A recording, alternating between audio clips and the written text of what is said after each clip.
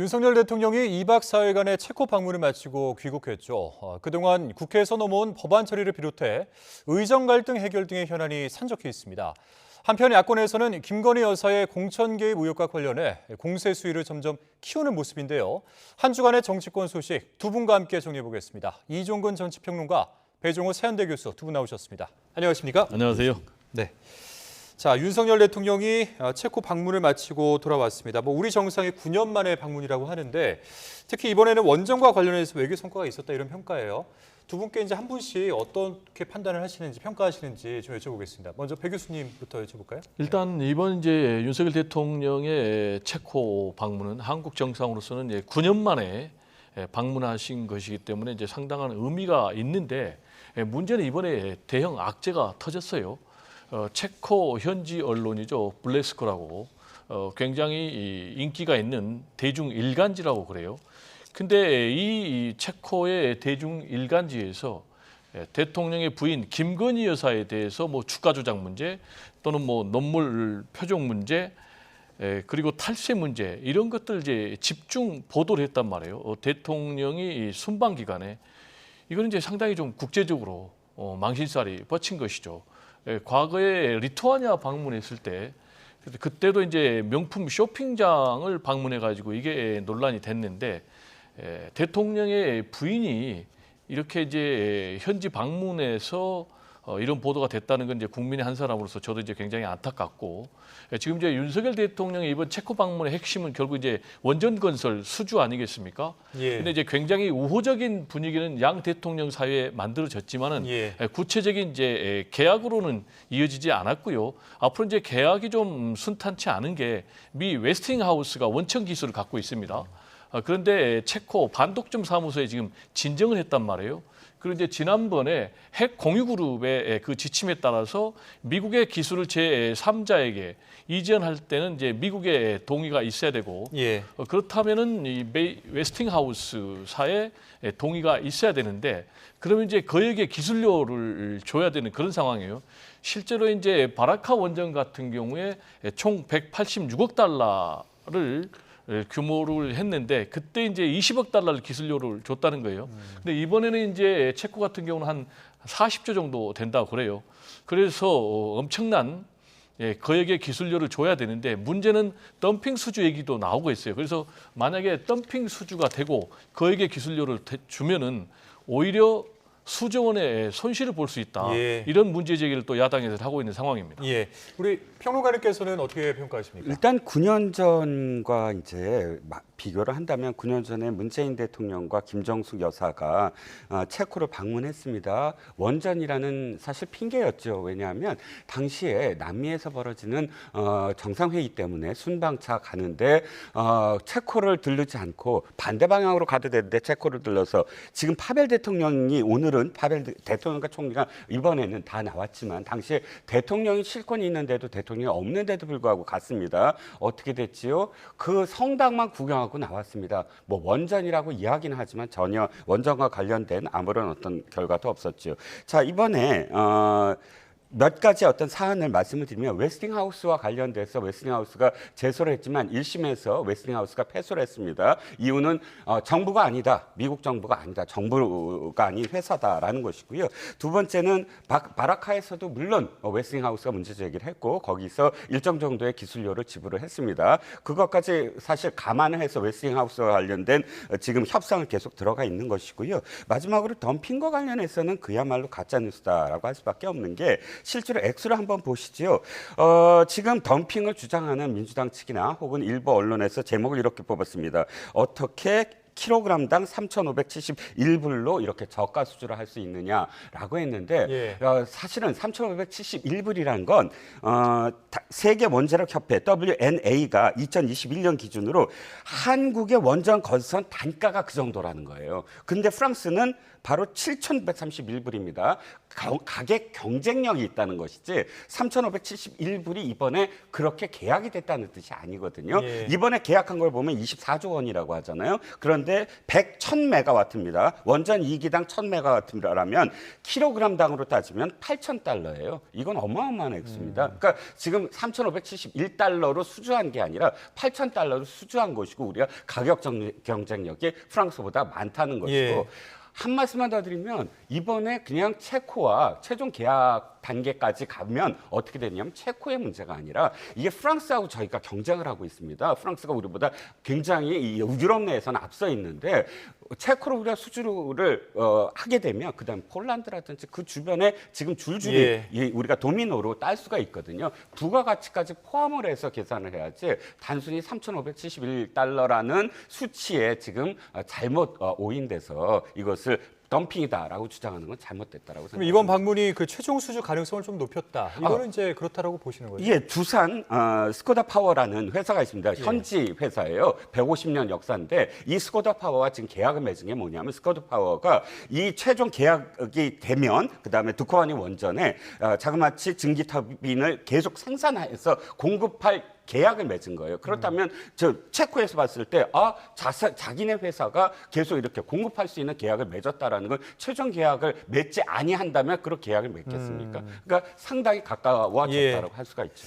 알겠습니다. 우리 배 교수님께서는 좀 우려 섞인 목소리를 담아주셨고 또 성과를 부각해서 설명을 해주시기도 했는데 자 이러는 동안 국내 정치가 굉장히 시끄러웠습니다. 추석 연휴가 끝나자마자 본회의 개최 이 자체도 굉장히 시끄러웠고요.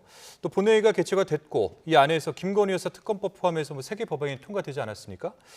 관련해서 여당이 곧바로 이제 대통령에게 이 거부권 행사를 건의한 그런 상황인데 과연 어떻게 될까요? 이제 거부권이 행사가 될지 된다면 또 시점은 어떻게 될지 여기에 대해서 이제 의견 있으시면 한 말씀 해주시죠. 저는 100% 윤석열 대통령이 이제 거부권을 행사할 것이다 이렇게 예측을 하는데요. 그 이유는 첫 번째로 지금까지 윤석열 대통령이 거부권 행사를 전혀 주저함 없이 행사를 했어요. 그러다 보니까 21건이나 됐고요. 그리고 두 번째로는 말씀하신 대로 지금 국민의힘에서 대통령에게 거부권 행사를 건의를 하고 있는 그런 상황 아니겠습니까? 예. 그리고 세 번째로는 대통령실에도 지금 거부권을 행사할 것을 지금 시사를 하고 있거든요. 그래서 이제 윤석열 대통령이 이제 거부권을 행사할 것으로 보여지고요. 그런데 이제 이 거부권을 행사를 할 경우에는 이제 어떤 일이 벌어지느냐가 굉장히 중요해요. 예. 근데 이제 이 거부권과 관련해서 크게 지금 3개 법안 아니겠습니까? 예. 첫 번째가 김건희 여사 특검법, 그리고 두 번째가 이제 최상병 특검법, 그리고 네. 세 번째가 지역 화폐법인데 문제는 최상병 특검법 그리고 또 김건희 특검법 이게 대통령 본인 그리고 대통령 배우자가 연루된 의혹과 관련된 그런 특검이거든요. 그렇다면은 이해 당사자가 지금 이해 충돌되는데 이걸 만약에 거부를 했을 경우에 국민들이 이걸 용납하겠는가? 특히 이제 여론조사를 보면은 김건희 여사 특검법도 그러고 또 그리고 최상병 특검법도 그러고 해야 된다라는 국민적인 여론이 이제 굉장히 압도적으로 우세한 그런 상황이거든요. 그런데 이제 잘 아시겠지만 윤석열 대통령의 지지율은 지금 취임 이후에 최저치를 기록을 하고 있거든요. 그런데 이런 명분 없는 거부권 행사를 또 한다? 그러면 대통령 지지율이 더 하락하지 않을까 좀 우려가 됩니다. 네, 이번에 이 통과된 3개 법안 다시 말씀드리면 김건희 여사 특검법, 최상병 특검법 그리고 지역화폐법 이렇게 3가지인데 이 국민의힘 의원들이 모두 퇴장한 상태에서 단독으로 처리가 됐습니다. 그런데 이 최상병 특검법에 대해서 조금 이야기를 해보면 이번에도 이제 국민의힘 안철수 의원이 찬성표를 던졌어요. 네네. 그리고 이번에 통과된 법안을 보면은 이 한동훈 대표가 제안한 제3자 특검안이 포함이 되어 있단 말이죠. 네. 이렇게 됐을 때 재표결을 하게 된다면 그렇게 된다면 여당의 이탈표가 더 많아지는 건 아니냐 이런 또 관측이 있거든요. 네, 그런데 최상병 특검법과 관련해서 제3자 특검법을 받아들였다라고 하지만 그러나 이게 받아들인 것이냐라는 겁니다. 그러니까 특검이라는 건 취지가 뭐냐면 여야가 합의를 전제로 해야 되는 것이죠. 왜냐하면 특검이야말로 그야말로 공정하고 투명하고 아주 객관적인 그런 사람이 임명이 돼서 객관적인 그런 여러 가지의 어떤 권한을 갖고 결과를 내야만 국민들이 받아들일 수가 있는 거 아니겠습니까? 예. 그렇다면 여야가 합의에 이르러야 되는데 아시다시피 특검법 모두 다 여당의 어떤 합의를 이끌어내지 않고 독단적으로 다 했다는 점. 그다음에 지금 말씀하신 3자 특검법도 대법원장이 추천을 하는데 결국은 민주당이 거부권을 행사해요. 민주당이 거부권을 행사한다는 건 뭐냐면 대법원장이 누구라 하더라도 거부권을 계속 행사할 수 있다는 뜻 아닙니까? 그렇다면 이것이 정말 순수하게 대법원장 등 제3자가 추천하는 특검을 임명하는 것은 대통령이 임명해야지 거부권이라는 필터링을 통해서 민주당이 역시 마음대로 하겠다라는 의도가 다분히 배어 있지 않은가. 그러니까 그야말로 제3자 특검을 그대로 우리가 다 똑같이 민주당과 국민의힘이 그냥 받아들이자라는 뜻이 아니라 국민의힘은 제외하고 민주당이 알아서 필터링하겠다라고 한다면 제3자 특검법에 순수한 어떤 의미가 아니다라고 판단할 수 있다는 겁니다. 근데 이번 본회의 앞두고 국민의힘에서 의원총회 열었잖아요. 그러니까 뭐 당연히 이 자리에서 이제 본회의 보이콧이 결정이 됐을 텐데 뿐만 아니라 이제 필리버스터를 할 것인지 안 할 것인지 이 자체도 논의가 되는 것으로 전해졌습니다만은 최종적으로 안 하는 것으로 그렇게 결정이 됐습니다. 이 배경은 어디에 있다고 보세요? 네, 한마디로 얘기하면은 득보다 실이 더 많다. 필리버스터 했을 경우에.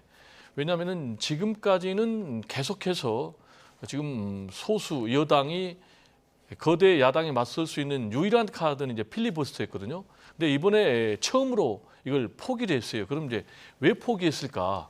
역시 이제 이걸 하게 될 경우는 김건희 여사의 이슈가 대대적으로 더 부각이 될 것이다. 24시간 동안 이제 필리버스터를 하면은 국민의힘만 발언하는 게 아니고 또 야당도 발언할 수 있거든요. 그러면 이제 온갖 김건희 여사 의혹이 국회 본회의장에서 열거될 수가 있거든요. 그러면은 더 이슈로 부각이 된다라는 이제 그런 생각을 했을 것 같고요. 두 번째로는 일단 이걸 방어할 명분이 없다. 아까도 얘기했지만은 체코를 방문했는데 체코 언론까지 문제 제기를 할 정도인데 이거를 방어를 할 경우에는 오히려 국민의 역풍에 직면할 가능성이 있다. 그리고 세 번째로는 이걸 방어를 할 총대를 맬 국민의힘 의원도 쉽지 않다 찾기가. 왜냐하면 지금 국민의힘 내부에서도 김건희 여사가 지금 너무 공개적인 행보를 대대적으로 한다. 대통령 행세를 한다. 그럴수록 더 마이너스가 좀 제발 자제해달라. 그리고 또 한동훈 대표 같은 경우는 김건희 여사가 좀 사과를 해야 된다. 그런 입장을 다시 얘기를 하고 있지 않습니까? 이런 것들을 좀 종합해서 결국은 이번에 필리버스터를 필리버스터를 포기한 것이 아닌가 이렇게 생각이 됩니다. 근데 오는 이제 26일에 또 본회의가 예정이 되어 있는데 이 자리에서는 그 윤 대통령이 앞서 제2요구권을 행사한 3개 법안 재표결이 또 예정이 되어 있습니다. 이 3개 법안이 뭐냐면은 방송사법, 전국민 25만 원 지원법, 그리고 노란봉투법 이렇게 3가지인데 그런데 이 3가지에 더해서 이번에 이 지금 강행 처리된 이 3개 법안까지 재표결이 이루어지면 6개 아니겠습니까? 네네.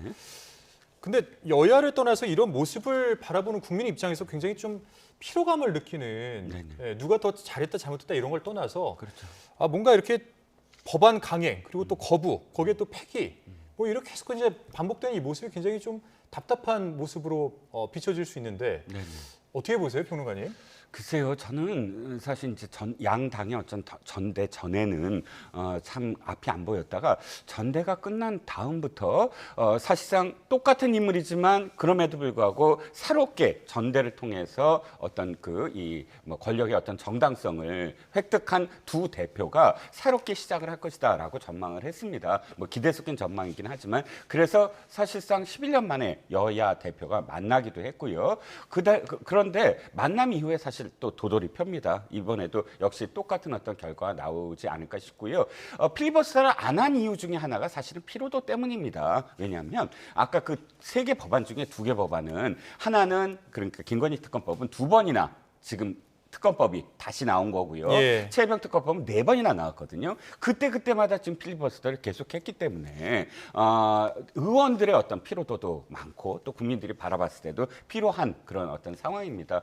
난국을 타개하기 위해서는 어찌됐든 특검법을 여야가 합의에 의해서 제의했을 때, 예. 그러니까 통과시켰을 때 대통령은 그걸 거부할 명분이 없거든요. 그럼 여야가 합의를 어떻게 할 수 있을 것이냐? 야당이 조금 더 독소 조항, 그러니까 특검법과 특검 임명이라든지 뭐 이런 부분과 관련해서는 조금 더 마음을 열어주면 사실상 여당이 거부할 명분이 점점 사라지거든요. 그런 저는 일말의 어떤 그런 협상이 아직도 계속 되어야 된다고 생각합니다. 그러니까 야당도 그러니까 대통령의 거부권을 계속 부각시켜서 탄핵에 빌미를 하려고 하지 않는다면, 예. 그러니까 그야말로 특검법이라든지 여러 가지 법안을 통과시키는 게 목적이라면 조금이라도 여당과 협상할 수 있는 안을 내놔야 된다. 그럴 때 국민들은 여당을 더 탓할 것이다. 야당이 이렇게까지 양보를 했는데 왜 이렇게 지금 계속 똑같은 걸 되풀이하느냐 하고 대통령도 더 비판할 텐데, 지금은 사실 아무리 여론이 그렇다고 해도 양쪽 다 정치적인 예. 어떤 실마리를 못 풀고 있다라는 양측 다 비판을 좀 받는 형국이라고 저는 예. 생각합니다. 저는 조금 다르게 보는 게 예. 지금 여론의 흐름을 굉장히 민감하게 좀 살펴봐야 된다, 이런 말씀을 좀 드리고 싶어요. 말씀하신 대로 지금 국회가 정상 국회가 아닙니다. 정쟁 국회입니다.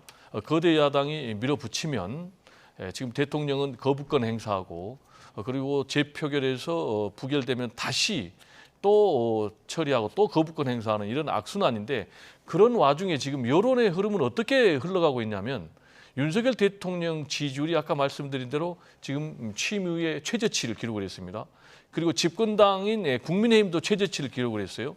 그리고 한동훈 대표 같은 경우도 대권주자 지지율이 6개월에 비해서 10%포인트 이상 떨어졌거든요. 즉 이 얘기는 뭘 얘기를 하냐면 우리 국민들은 지금의 정쟁 국회 그리고 대결 정치의 책임을 대통령, 집권당에게 묻고 있다는 것입니다.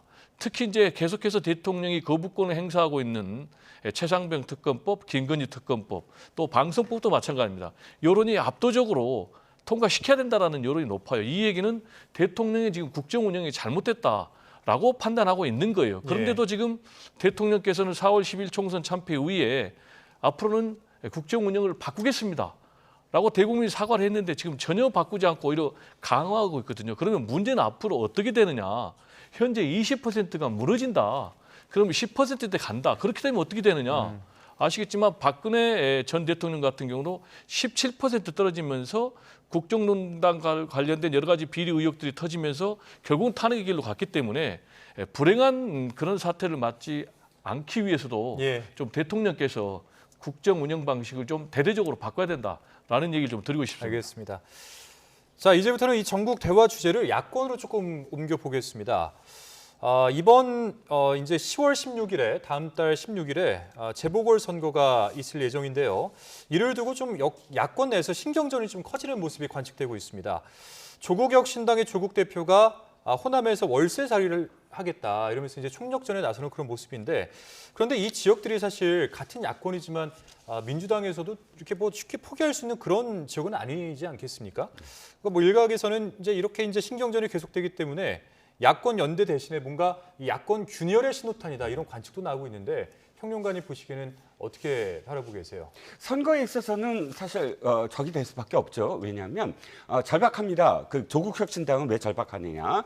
지금 모든 의원들이 모두 다 비례대표예요. 그렇다면 실질적으로 지역구에서, 의원은 아닐지라도 지역구에서 무엇인가 뿌리를 박아야 그다음에 다음 지선까지 바라볼 수가 있습니다. 그래서 지선을 바라본다는 건 그만큼 많은 사람들이 이 당이 무엇인가 앞으로 미래가 있어 라고 사람들이 모여야 되잖아요. 사람들이 많이 모인다면 주도권을 행사할 수 있고, 주도권이 주어진다면 다음 대선에서, 바로 다가올 대선에서 예. 어느 정도는 후보를 낼 수 있다라는 그런 차곡차곡 사다리를 쌓아갈 수 있는 것이고, 물론 민주당도 이것을 빼앗기면 안 됩니다. 왜냐하면 지난번에 총선 때 전체 득표율이 조국혁신당이 많았어요. 그러면 민주당이 지금 우리 텃밭인데 득표율이 훨씬 더 많다는 건 예. 우리가 지금 적신호냐라고 보여지기 때문에 이번에 빼앗기면 안 됩니다. 하지만 야권 균열이냐? 이건 또 달라요. 선거에서 서로 치열하게 어떤 경쟁을 하는 것과 결국은 이 두 개 정당은 대선 간다면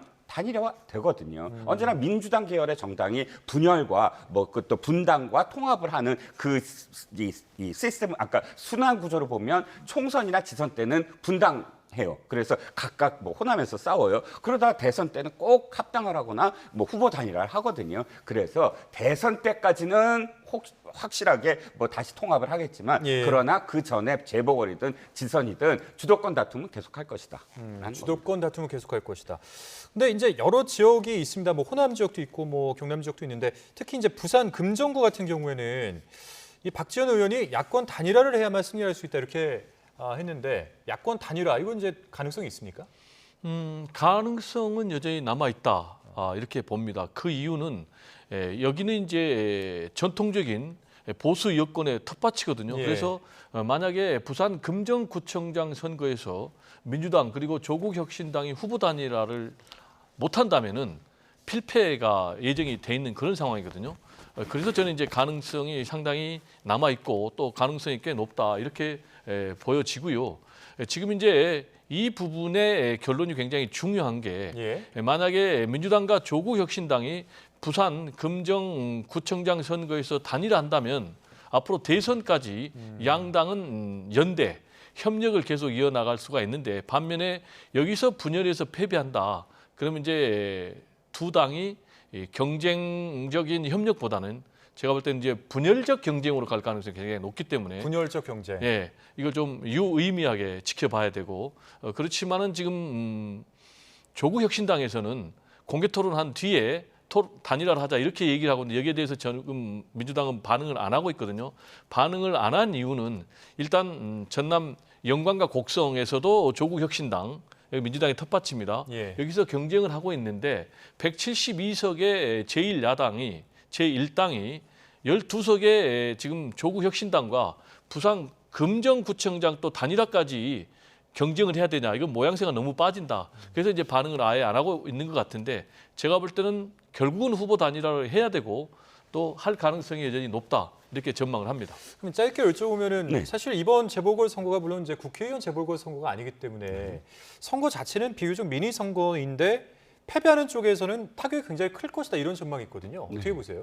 그런데 패배라는 거를 어디에 놓고 보느냐에 좀 차이가 있을 것 같긴 해요. 지금 절박하고 훨씬 더 이 기사가 많이 되는 게 저는 그 영광 곡성이라고 보고요. 예. 금정을 만약에 단일화 말씀을 하셨지만 그러려면 민주당이 뭔가 좀 내놔야 돼요. 예를 들어서 영광 곡성 중에 한 곳과 금정구 이런 식으로 어떤 균형을 맞춘다면 협상이 가능한데 영광 곡성은 단일화라든지 이런 부분들이 거의 없이 지금 경쟁을 치열하게 하고 있는 와중에서 예. 금정만 단일화한다? 그것도 지금 조국혁신당에서는 받아들일 수 없는 부분이 있거든요. 그런데 여기에 국민의힘 같은 경우 사실 강화에서 패배할 가능성이 좀 적고 왜냐하면 거기서 그 지역구가 원래 국회의원이든 아니면 강화 군수든 간에 한 번도 빼앗긴 적이 거의 없는 지역이 한 번인가 한 번 뭐 그 민선에서 빼앗긴 적이 있긴 있지만 예. 그런 지역이고 또 부산 금정도 아시다시피 그 총선에서도 50%가 넘는 득표율을 받았던 곳이고 하다 보니까 강서구청장 선거와는 좀 다르게 이번에 그 두 개 지역은 국민의힘에서 좀 안정적으로 가져올 수 있지 않을까라는 그런 분위기가 형성이 되어서 사실 이번 어떤 보궐은 민주당과 지금 조국혁신당의 영광, 곡성 여기에 좀 초점이 맞춰져 있는 게 아닌가 싶습니다. 좀 관전 포인트까지 짚어주셨습니다. 자, 이번에 여당 이야기 한번 해보겠습니다. 김건희 여사에 관련된 의혹이 지금 또 하나 늘었습니다. 그러면서 여당 입장에서는 참 곤혹스러운 그런 상황이 됐다 이런 생각이 좀 드는데 좀 정리를 해보면은 공천 개입 의혹의 주인공으로 떠오른 김영선 전 의원과 명태균 씨 이 둘 사이에 이제 돈이 오고 간 정황이 지금 발견이 된 거예요.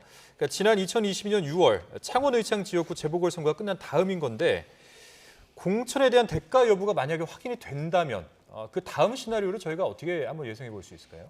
일단 상당히 심각한 상황이고요. 매우 심각한 상황으로 더 가고 있는데 일단 명태균 씨가 일종의 선거 브로커 같은 그런 역할을 했다라는 게 언론의 일반적인 지금 보도거든요. 그게 무슨 얘기냐면 2022년 6월에 창원 의창에 보궐선거가 있었는데 전혀 연고도 없는 그러니까 김영선 전 의원이 공천을 받게 되는 거예요. 그러면 공천을 받게 된 배경이 뭐냐? 그게 이 명태균 씨라는 거예요. 그럼 명태균 씨는 어떻게 해서 공천을 받게 해줬냐? 역시 이제 김건희 여사하고 매우 깊숙한 특별한 친분을 가지고 공천을 해줬다라는 그런 의혹의 녹취가 나와버렸거든요. 그렇다면은 특히 둘 사이에 돈까지 오가갔다. 그래가지고 경남 선관위가 수사를 의뢰해가지고 검찰이 지금 수사까지 하고 있는 그런 상황이거든요. 그러면은 이 돈이 왜 오갔냐? 그러면은 공천의 대가고. 그러면 그 공천의 대가로 돈까지 받았는데 이 사람이 김건희 여사하고 특별한 관계여서 만약에 이 김영선 전 의원을 당시에 김건희 여사를 통해서 공천을 받게 해줬다라는 예. 부분까지 의혹이 만약에 증폭이 되면서 입증이 된다면 이거는 바로 명태균, 김영선 전 의원의 문제가 아니고 김건희 여사의 공천 개입 문제가 되기 때문에 앞으로 엄청난 파장이 일 것이다. 이렇게 좀 우려가 됩니다. 여당 내부에서조차 지금 목소리가 좀 엇갈린 소리들이 나오고 있는 것 같은데 네. 뭐 좀 곤혹스러운 그런 상황이에요, 사실 대응이. 근데 여당은 전혀 곤혹스러워 보이지 않습니다. 그런가요? 이유는 예. 뭐냐면 이거예요. 지금 두 가지가 좀 혼돈돼 있는데 명태균 씨가 녹취록, 뉴스토마토라는 매체에서 녹취록을 공개한 그 녹취록은 2022년도 재보궐이 아니라 2024년도 창원우창에서 떨어지고 그 다음에 다시 그 김해갑으로 가는 과정에서 일정 정도 명태균 씨가 허세처럼 내가 김건희 여사에 보고를 해야 된다라는 그 말 하나밖에 없고요. 지금 이건 2022년도 재보궐과 관련된 지금 대가 여부거든요. 2022년도 재보궐은 누가 공천했습니까? 이준석 대표예요. 그 당시에 김건희 여사와 윤석열 대통령은 대통령 아니었어요. 5월 딸이었고 당선인 신분이었어요. 5월 초가 당선인 신분인데 만약에 이게 성립이 되려면 이준석 대표와 윤 대통령은 너무 가까워야 돼요. 엄청나게 가까워야 돼요. 그렇게 싸우지 말았어야 돼요. 그런데 어떻게 됐습니까? 윤석열 대통령이 지금 이준석 대표 당시에도 서로 비난하던 시기였어요. 그런데 이준석 대표가 그때 김건희 여사의 의견을 들어서 김영선 여사를 이렇게 지금 그러니까 김영선 씨를 무슨 공천을 줬다? 성립이 되지 않고요. 두 번째는 뭐냐면 명태균 씨가 김건희 여사 가깝다라는 건 그 녹취에 김건희 여사에게 보고해야 되라는 말 한마디지만 사진으로 나와 있는 이준석 대표와 명태균 씨가 함께 찍고 그다음에 명태균 씨가 이준석 대표를 편들어서 SNS에 이거 윤 대통령한테 이렇게 저항하고 있는 우리 이준석 대표를 하고 응원하는 목소리가 많거든요. 그러니까 그럼 명태균 씨가 실질적으로 증거가 나온 것은 SNS상에서 이준석 대표가 가깝냐, 김건희 여사가 가깝냐. 이준석 대표가 가까웠다는 SNS가 더 많아요. 그리고 실질적으로 녹취록에서 허세 같은 부분밖에 없고. 그러니까 2022년도에 이 선관위에서 얘기한 건 2022년도 선거였다는 겁니다. 지금 이제 우리 평론가님의 말씀이 맞는데 한 가지가 아니고 두 가지예요. 말씀하신 대로 하나는 명태균 씨가 2022년 6월 창원 의창 재보궐 선거에 개입을 했다라는 그런 의혹 하나, 그리고 또 이번에 2024년 공천에 개입했다는 것 하나, 그리고 이 두 가지가 있다는 얘기를 좀 분명히 정리해 드리고요. 그리고 2022년 재보궐 선거와 관련해서 분명히 그 명태균 씨의 녹취를 보면 윤석열 대통령까지 거론해요. 윤석열 대통령도 김영선이라 그러대 이런 내용까지 있단 말이에요. 그래서 그 의혹이 있다는 얘기고, 또 하나 이번에 2024년과 관련해서는 창원 의창이 국회의원 지역구인 김영선 전 의원이 갑자기 김해로 옮기는 거예요. 그것과 관련해서 김건희 여사하고 지금 명태균 씨하고 텔레그램이 오고 갔다라는 보도가 있지 않습니까? 그래서 이 두 가지가 있으니까 지금 여전히 유효한 거죠. 그리고 아까 말씀하셨지만 대통령 당선자 신분이라고 그랬거든요. 그러면 대통령 당선자 신분이면 엄청난 권한이 있는 거죠. 그리고 또 그 사람 녹취가 있잖아요. 사실 이제 시간이 저희가 한정되어 있고 오늘 아이템들이 이제 굉장히 많기 때문에 진행자가 이제 좀 마음이 급합니다, 지금. 네, 이제 다음 주제에 대해서 짧게 저희가 한번 여쭤보고 그다음에 좀 막을 좀 내려야 될 것 같은데, 자, 일단 그 말씀해주신 그 사안은 그 정도에서 저희가 정리를 하는 것으로 하고, 윤석열 대통령과 이제 여당 지도부가 만찬이 이틀 앞으로 지금 다가오면서 모든 정치권의 관심이 다 쏠리고 있습니다. 근데 이번 그 만찬 직전에 한동훈 대표가 이제 독대를 요청했다고 하는데 과연 이제 어떤 논의를 하기 위한 독대이냐. 이거는 이제 어떻게 생각하세요? 독대는 뭐 한마디로 서로 입장차가 있겠지만 한동훈 대표 입장에서는 무조건 지금 의정 갈등 문제를 해결하는 겁니다. 해결하는 방법론으로 지금 내놓은 것이 여야 의정협의체를 출범시키는 건데 지금 의료계에서 참석을 안 하고 있어요. 그 이유는 전면 백지화를 요구하고 있는 거예요. 그래서 지금 한동훈 대표 같은 경우는 조건 없이 지금 우리가 만나자라는 것인데 그러기 위해서는 대통령 또는 대통령실 예. 또는 정부에서 2025년 의대 정원 문제도 논의할 수 있다 정도를 입장을 보여줘야 되는데 2025년 의대 정원을 늘리는 이 문제를 유예하는 것은 일고의 가치도 없다라는 거니까 그걸 좀 대통령께서 유연하게 해주라라는 얘기인데 문제는 그러려면 앵커께서 말씀하신 대로 두 사람의 독대가 있어야 되거든요. 근데 한동훈 대표가 독대를 요청했다라는 그런 보도는 있는데 여기에 대해서 지금 대통령실에서는 묵묵부답, 예. 무응답 또는 그거 만날 계획 없다라는 그런 뉘앙스의 답이 나오거든요. 그렇다면은 안 만날 가능성이 매우 높다는 거예요. 안 만날 가능성이 네, 높다. 안 만날 가능성이 매우 높다라는 얘기는 뭐냐? 그러면 이 얘기를 자체를 안 한다는 얘기예요. 즉 그 얘기는 또 뭐냐? 대통령 입장에서는 한동훈하고 같이 안 가겠다는 얘기예요.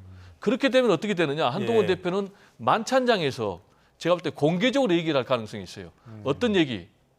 의대 정원 문제 유연하게 해야 됩니다라는 얘기 하나. 또 하나는 김건희 여사 대국민 사과 문제까지 얘기할 수가 있어요. 그러면 예. 두 사람은 완전히 지금 결별의 길로 가는 거죠. 그러니까요. 이제 마지막에 말씀을 해주셨는데 사실 이제 뭐 독대는 쉽지 않을 것이다. 이제 이렇게 전망을 해주셨어요. 근데 최근 그 한동훈 대표의 행보를 보면은 최근에 한 언론과 인터뷰에서 그야말로 뭔가 이 윤석열 대통령을 향한 직언을 서슴지 않은 그런 모습을 저희가 볼 수 있었는데 뭐 대통령실 생각이 민심과 좀 동떨어져 있다. 또 김건희 여사 관련 논란도 사과할 필요가 있다. 이런 이제 입장을 밝혔단 말이죠. 공식적으로. 과연 독대가 아니라면 만찬에서도 이런 것들을 밝힐 것이다. 이제 방금 우리 교수님께서 그렇게 말씀해 주셨는데 과연 만찬 자리에서 이런 내용이 나오게 될까요? 저는 개인적으로는 독대 예. 가능성이 아직 있다고 봅니다. 아직 있다. 왜냐하면 한 예. 매체가 단독으로 그걸 공개를 해버렸어요. 그런데 아시다시피 만찬이나 대통령의 어떤 오찬에서 독대를 하는 게 미리 나온 경우는 없어요. 독대 한다 안 한다 요청했다. 그건 사실상 어느 정도는 서로 기밀을 유지해줘야 되거든요. 그리고 만찬하고 그다음 거기에 독대가 있었다 이렇게 돼야 되는데 앞뒤가 좀 안 맞습니다. 이게 먼저 나오다 보니까 양쪽 다 지금 상황을 좀 관리하는 게 아니냐. 당은 당대로, 예. 대통령실은 대통령실대로. 그런데 그래서 아직은 전 독대가 필요하다고 보고 또 가능하다고 보고 왜냐하면 지지율입니다. 사실 뭐 배집 교수님께서 오늘 하루 종일 지지율 말씀하셨지만 뭔가 지금 모멘텀이 필요하거든요. 그러니까 한동훈 대표 입장에서는 예. 이러이러한 방안으로 지지율을 한번 높여보자라고 제안하는 그런 형식이 되지 않을까 싶습니다. 그러니까 이제 어느새 이제 마지막 주제까지 저희가 왔습니다. 예. 이 질문 이제 저희가 질문 드릴 테니까 좀 짧게 답변을 좀 부탁드리겠습니다. 오늘 그 9.19 공동선언 6주년 기념식에서 임종석 전 비서실장이 이런 말을 했습니다. 비현실적인 통일 논의는 이제 그만두자. 이런 주장을 했단 말이죠. 그러니까 한반도에 두 국가론을 수용하자 이런 의견인 건데 이거 어떻게 보세요, 교수님? 좀 제가 볼 사실, 때는 네. 매우 부적절하고요. 전체적인 맥락을 보면 말씀하신 대로 통일이 좀 현실성이 떨어지니까 오히려 긴장이 강화되니까 일단 따로 통일을 좀 강박관념에서 접어두고 먼저 현실적으로 평화를 추구하자라는 내용인데 그런 내용만 해도 논란이 있을 텐데 아예 통일하지 말자라고 있거든요. 이거는 이제 굉장히 부적절하고요. 일종의 자기 부정입니다. 왜냐하면 임종석 씨 같은 경우는 문재인 정부의 초대 대통령 비서실장 했잖아요.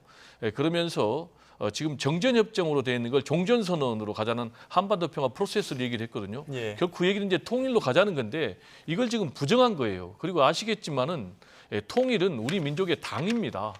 그리고 헌법에 나와 있는 기본 정신입니다. 그래서 이거는 헌법 부정이고요.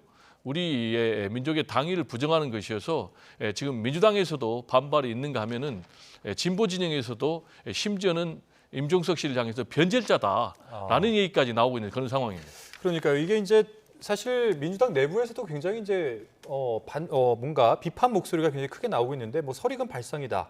그러면서 반박하고 있는 건데 마지막으로 이제 우리 평론가님 말씀 듣고 마치도록 하겠습니다. 임종석 전 실장은 두 가지 문제를 범했어요. 뭐냐면 민주당에 그러면 민주당 간판을 내려야 된다. 왜냐하면 김대중 대통령의 정신을 지금 완전히 짓밟아 버렸습니다. 김대중 대통령의 정신은 평화통일론이에요. 그야말로 그 평화통일론으로 이 민주당이 지금까지 이어져 왔습니다. 그런데 그걸 안 하겠다는 건 김대중 정신을 지금 파괴하겠다는 거고, 두 번째는 북한의 김정은 위원장이 하는 그대로 지금 따라하고 있다라는 비판을 못 벗어납니다. 왜냐하면 지금 임종석 전 실장이 주장한 게 이거예요. 대한민국 헌법 바꾸자. 헌법에서 영토가 한반도 부속도서 이거 바꾸자는 거예요. 예. 근데 김정은 위원장이 작년 12월 달에 그 말을 그대로 했습니다. 전원회의에서 이렇게 얘기했어요. 대한민국 영토가 한반도 부속도서라는 헌법이야말로 지금 흡수 통일을 국가적 정책으로 하겠다는 얘기다라고 비난을 했거든요. 거기에 지금 딱 임종석 실장이 그래서 바꾸겠다. 이렇게 화답한 것으로 보여집니다. 그러니까 비판을 안 받을 수가 없죠. 예, 저희가 준비한 주제 모두 다 방송을 했습니다. 자, 여기까지 듣겠습니다. 한 주간의 정치권 소식 이종근 정치평론가, 배종호 세연대 교수 이렇게 두 분과 함께 짚어봤습니다. 오늘 말씀 고맙습니다. 네, 감사합니다.